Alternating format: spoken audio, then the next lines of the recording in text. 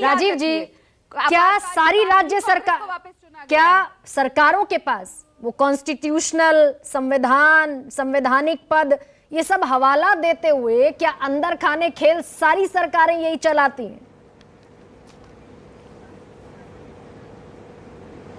अब देखिए, मैं एक बात जरूर कहना चाहूंगा, अगर पिछली सरकारों ने कोई गलती की तो जनता ने अपना फैसला उनके पक्ष में या उनके खिलाफ दिया। मैं कहूंगा जनता तो बराबर न्याय करती है, और जो भी हिंदुस्तान की आजादी के जो ये 76 वर्ष हैं, इन वर्षों में जो भी इस तरह की गलतियां हुई उन सबको कहीं ना कहीं जनता ने सजा दी है।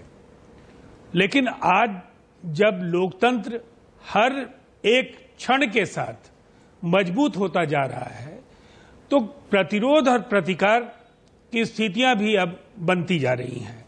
और मैं तो कहूंगा कि भारतीय जनता पार्टी को एक महारत हासिल है एक मामले में, कि जब भी कोई गलती करते हैं तो फिर वो इतिहास में जो पिछली सरकारों ने जो कुछ भी किया है उसका हवाला देते हैं। दरअसल ये बहुत ही खतरनाक रणनीति पर केंद्र सरकार या मोदी सरकार काम कर रही है। जिस तरह से लोकतांत्रिक संस्थाओं का इन्होंने दुरुपयोग किया है, अपने तमाम संवैधानिक संस्थान और वैसे रिसर्च इंस्टीट्यूशंस जिससे देश का इतिहास बदला जा सके, तमाम तरह की चीजें, और राजनीतिक तौर पर अपने विरोधियों को कैसे कमजोर किया जाए।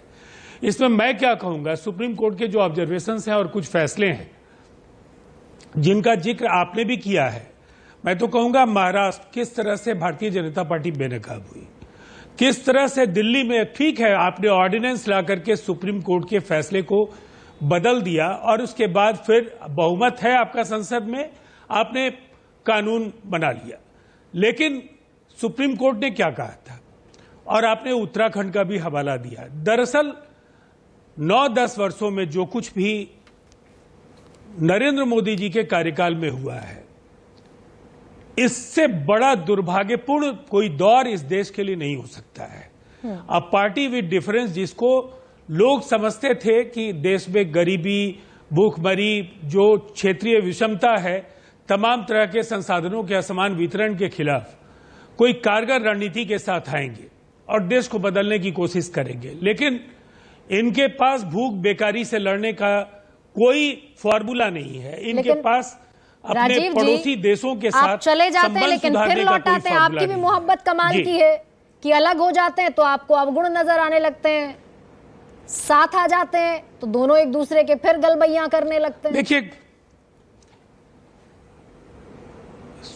वैसे मैं आपको एक बात बताना चाहूंगा, जनता दल यूनाइटेड ने कई बार जिस गठबंधन में हम रहे उसके बाहर जाकर के भी कई फैसले किए, और जब हम एनडीए के साथ भी थे, महंगाई और बेरोजगारी पर आपके पूर्ववर्ती एंकर्स के शोज के आर्काइव में आप जरा देख लीजिएगा कि हमारा स्टैंड क्या रहता था, तो आपको आपके सवालों का जवाब मिल जाएगा। राष्ट्रहित सर्वोपरि है, जहां एक गठबंधन में रह करके गठबंधन धर्म का निर्वहन करना है वहां आवश्यक है, लेकिन कुछ फैसले ऐसे रहे हैं जिन फैसलों को लेकर और नीतिगत असफलताओं को लेकर हमने जिन गठबंधनों में भी हम रह करके काम कर रहे थे उनके खिलाफ भी जरूरत पड़ने पर अपनी बात बुलंद की है।